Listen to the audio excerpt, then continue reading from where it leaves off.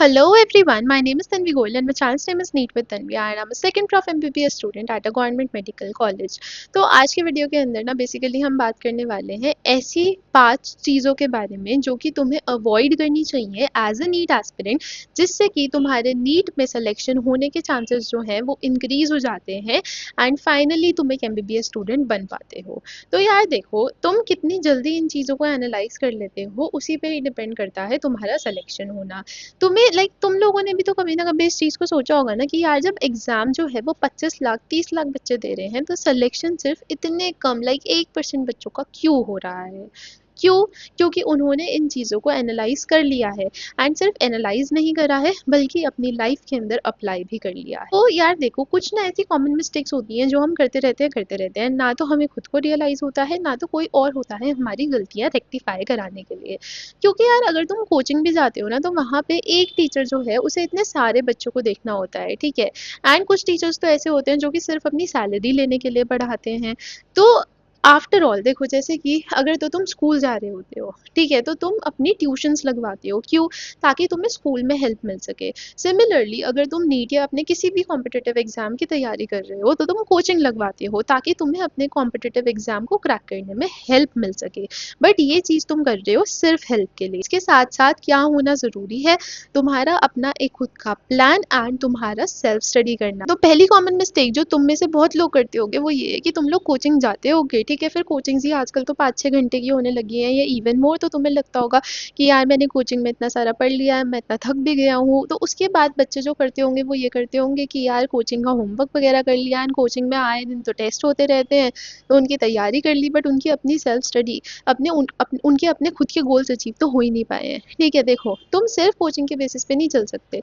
अब अगर आपकी कोई भी एक कोचिंग, आप कोई भी कोचिंग उठा के देख लो, उसके अंदर इतने सारे बच्चे आ रहे हैं बट क्या जितने भी बच्चे उस कोचिंग में जा रहे हैं क्या सबका सिलेक्शन होता है? सबका नहीं होता, कुछ बच्चों का होता है। अब मान लो कि कोई भी एक टीचर है, ठीक है, टीचर क्लास में सब बच्चों को पढ़ा रहा है बट उसी क्लास में से कोई एक बच्चा टॉप भी करता है, कोई एक बच्चा फेल भी होता है एंड बहुत बच्चे एवरेज भी आते हैं। बट जब सेम टीचर पढ़ा रहा है तो सबके अलग अलग मार्क्स क्यों? So that is the point. यही मैं चीज़ तुम्हें यहाँ पे कहना चाह रही हूँ कि तुम सिर्फ कोचिंग वालों पे रिलाई नहीं कर सकते। मैटर यहाँ पे ये करता है कि कोचिंग से वापस घर आने के बाद तुम खुद से क्या मेहनत कर रहे हो, तुम खुद से क्या पढ़ रहे हो। ठीक है, देखो जिस बच्चे ने कोचिंग में भी ध्यान नहीं दिया, ठीक है, उसके हाई प्रोबेबिलिटीज है कि उसके सिलेक्शन ना हो। बट एक ऐसा बच्चा जिसने कोचिंग में भी पूरे ध्यान से पढ़ा, घर आके कोचिंग का भी काम करा, अपने खुद के भी गोल्स पूरे करे, तो हाई प्रोबेबिलिटीज है कि उसका सिलेक्शन हो जाएगा। तो तुम इस पॉइंट पे आके सिर्फ कोचिंग पे रिलाई नहीं कर सकते हो। कोचिंग वाले बहुत बच्चों को पढ़ाते हैं, हर एक बच्चे का सिलेक्शन नहीं होता है, हर एक बच्चे के सेम मार्क्स नहीं आते हैं। तुम्हारे मार्क्स कितने आएंगे, तुम्हारा सिलेक्शन होगा नहीं होगा, that depends on what you do. ठीक है, तुम्हारा अपना खुद का सक्सेस प्लान क्या है, तुम्हारा अपना सेल्फ स्टडी के आर्ट्स क्या है। तो सबसे पहली चीज़ हो गई ये। दूसरी चीज़ ये कि यार देखो, तुम अपनी नीट की प्रिपरेशन के टाइम पे at times disappointed, demotivated feel करोगे but don't let those emotions stop you. ठीक है, जितनी भी देखो, मेरा तो ये मानना है कि अगर तुम्हें किसी पॉइंट ऑफ टाइम पे डीमोटिवेटेड फील हो रहा है ना, then convert that demotivation into motivation. देखो जब तक कोई इंसान तुम्हें ये नहीं कहेगा यार तू बहुत बेकार है, तुझसे तो ये भी नहीं हो पा रहा, तब तक तुम्हारे अंदर वो आग कहाँ से आएगी उस चीज़ को करने की। तो अगर तो तुम्हें कहीं से डिसअपॉइंटेड या डीमोटिवेटेड फील हो भी रहा है तो उसको तुम अपनी मोटिवेशन में बदल दो। देखो दुनिया में तुम्हें बहुत कम लोग मिलेंगे, तुम्हारी लाइफ में तुम्हें बहुत कम लोग मिलेंगे मोटिवेट करने के लिए, बट डीमोटिवेट करने के लिए बहुत मिलेंगे। तो जैसे एनर्जी का कन्वर्जन होता है ना, ये एनर्जी एस्केप नहीं करती है, एनर्जी जस्ट एक फॉर्म से दूसरी फॉर्म में कन्वर्ट होती है। Similarly convert this demotivation into motivation. ठीक है, that's what you have to do. उसके बाद तीसरी चीज़ आ जाती है तुम्हारी अपनी खुद की मेहनत। ठीक है, अगर तो तुम खुद ही सिलेबस कंप्लीट नहीं कर रहे हो, खुद ही रिवीजन नहीं कर रहे हो, खुद ही टेस्ट नहीं दे रहे हो, खुद ही सीरियस नहीं हो, तो कौन करा सकता है तुम्हारा सिलेक्शन? फिर तो तुम्हारा सिलेक्शन कोचिंग वाला टीचर भी नहीं करा सकता। तो सबसे पहली चीज़ तुम्हें क्या करनी है, खुद ही सीरियस होना है, खुद ही काम करना है। ठीक है, ना तो तुम कोचिंग में पढ़ रहे हो, ना घर आके पढ़ रहे हो, ना स्कूल में पढ़ रहे हो, कहीं नहीं पढ़ रहे हो, क्या कौन करेगा फिर तुम्हारा? कोई जादू की छड़ी तो है नहीं घुमा दोगे सिलेक्शन हो जाएगा, नहीं हो सकता है।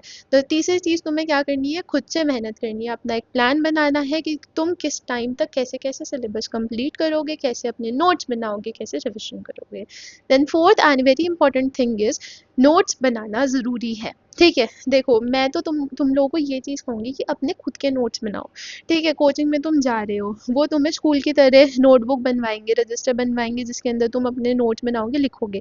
But what I believe is in कि तुम्हारे अपने खुद के नोट्स होने चाहिए। ठीक है, बायो के नहीं बना रहे हो, वेल एंड गुड, मैं तो कह रही हूँ बायो के बनाओ ही मत, कोचिंग में भी बनवा रहे हैं तब भी मत बनाना। ठीक है, बट फिजिक्स एंड केमिस्ट्री के तुम्हारे अपने नोट्स होने चाहिए, फिजिक्स की तुम्हारी फॉर्मूला शीट होनी चाहिए, केमिस्ट्री में तुम्हारे ऑर्गेनिक रिएक्शंस, ऑर्गेनिक केमिस्ट्री के सारे रिएक्शंस की एक शीट होनी चाहिए, तुम्हारी फॉर्मूला शीट होनी चाहिए। ठीक है, तो नोट्स बनाना ज़रूरी है। क्योंकि पता है मैंने क्या रियलाइज़ करा है कि कोचिंग्स में ना कभी कभी इतने लंबे नोट्स बनवा देते हैं, भाई उतनी लंबी तो हमारी बुक ही है। नोट्स का मतलब क्या है कि शॉर्ट में समराइज्ड फॉर्म में सारी इन्फॉर्मेशन आ जाए। ठीक है, ताकि तुम एंड में जाके उसे रिवाइज कर पाओ। एंड में जाके तुम अपनी इतना सारा बंडल ऑफ बुक्स रिवाइज नहीं कर सकते। उस टाइम पे तुम्हारे जो 10 पेज के 12 पेज के तुमने नोट्स बनाए हैं, they will play the role. ठीक है, एंड ये चीज़ मैं आज भी बोलती हूँ कि मेरे नीट के टाइम पे ऐसा एक सिंगल क्वेश्चन नहीं था जो मेरे नोट्स के बाहर आया हो। ठीक है, हर एक क्वेश्चन मेरे नोट्स में से था। दे वर माई ओन सिली मिस्टेक्स, या मुझे खुद से कोई चीज़ याद नहीं आई जिसकी वजह से मेरे मार्क्स डिडक्ट हुए, but everything was there in my notes. तो तुम्हें इतना इतना ट्रस्ट होना चाहिए तुम्हें अपने नोट्स पे। And then fifth and the very important thing is कि यार देखो, अगर तो तुम चाहते हो ना कि वर्ल्ड तुम पे बिलीव करे, तो उसके लिए पहले तुम्हें खुद पे बिलीव करना पड़ेगा। बिल्कुल ही अंडर कॉन्फिडेंट रह के कोई फ़ायदा नहीं है। ना तो किसी चीज़ की कमी अच्छी होती है, ना तो ज़्यादा अच्छा होता है। ठीक है, तो अंडर कॉन्फिडेंट भी मत हो, ओवर भी मत हो। ठीक है, एक नॉर्मल, अपना एक नॉर्मल सोबरिटी मेंटेन करके चलते रहो। ठीक है, क्यों? क्योंकि जिस दिन तुम्हारा नीट का एग्ज़ाम होगा ना, उस दिन तुम्हें ये चीज़ फील होनी चाहिए कि आई गेव माई 100%। अब मेरा सिलेक्शन होगा नहीं होगा, आई डोंट केयर। क्योंकि मैंने अपना जितना 100% दिया है, मैं उससे 1% भी ज़्यादा नहीं दे सकता था। आई गेव माई एवरीथिंग। ठीक है, अब सिलेक्शन होगा नहीं होगा, that completely depends on my luck.